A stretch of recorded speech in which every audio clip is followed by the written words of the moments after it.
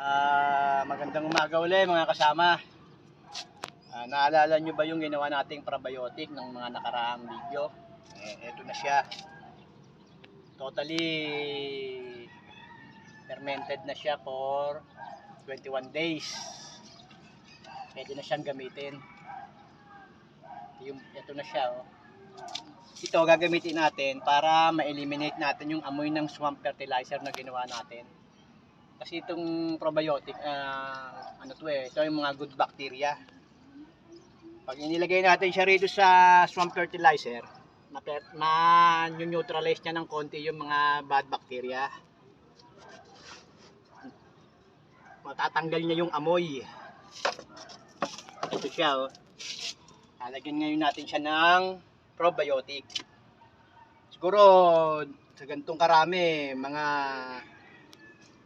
isang lata ng sardinas, pwede na.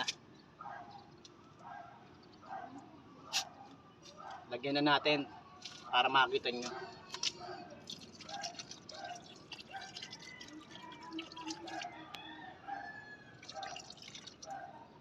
Ganoon lang kasimple. Mga isang lata lang ng sardinas yan. Okay na. Ito naman ang amoy naman ito parang suka lang. Siguro naman yung amoy ng suka pwede nyo na ganihin. Matitiis nyo na. So, hindi lang dyan ang gamit nito, probiotic na to.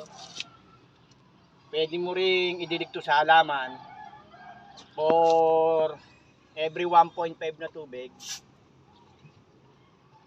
isang takip. Kasi itong takip ng soda na to is equivalent to 5 ml. Kaya sa isang 1.5 na tubig, pwede mo siyang lagyan ng isang takip at idilig mo sa halaman kasi maraming na-eliminate na sakit tong probiotic. Ngayon, kung tatanungin niyo ako paano ginagawa, hanapin niyo lang daw sa mga nakaraang kong video, tinuro ko to paggawa nito. Paano ulit mga kasama, hanggang ganyan na lang uli, hanggang sa muli. Thank you for watching.